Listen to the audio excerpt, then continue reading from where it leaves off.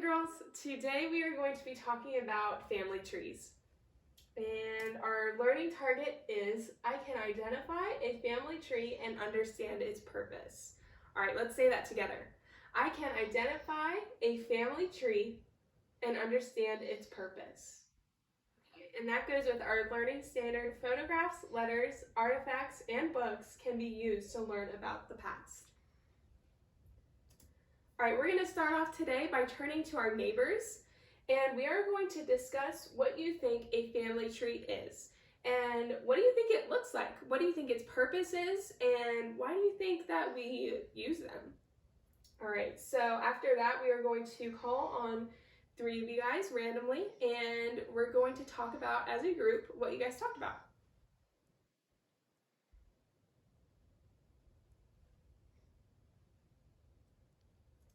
All right, let's talk about it. What is a family tree? A family tree is a diagram that shows who is in your family.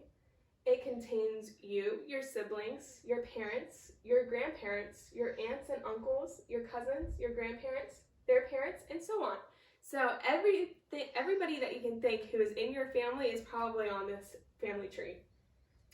And your family is connected by lines to show who you are related to. And this shows your family's history. So, this is what they typically look like. And if we start up at the top here, you have your grandfather and your grandmother. They got married, and they had your mom, who got married to your dad, and they had you and your siblings. And if we go back up to the top, your grandparents got married, had another kid, who is your mom's sister. See how they're connected? So your mom is connected to your aunt, who is connected to your uncle, who is a person that your aunt married, who had a kid, who is now your cousin. So they're all connected by lines so that you can see who is related to who.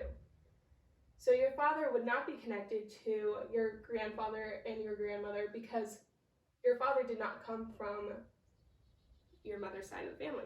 So your father would be connected to your mom because your mom got married to him. So families can look very different. Not all families look the same. When I was younger, when I was your guys' age, I thought that families typically looked like this. Show you a small video. This is what Miss Harris thought families looked like. Okay, there's gonna be a small ad. Can't stay up past 11. You've compromised enough. Did you know you can go to libertymutual.com to customize your car insurance so you only pay for what you need? Really? Hey everybody, you got this hat on. I heard you had a pretty tough week. How you feeling, Michelle? I'm feeling better. How out of it was I? You were pretty out of it. I mean, you were here, sweetheart, but it was like part of you was missing. So it was like part of all of us was missing. But we stuck it out and we got through. Just like we always do. Just like we always will.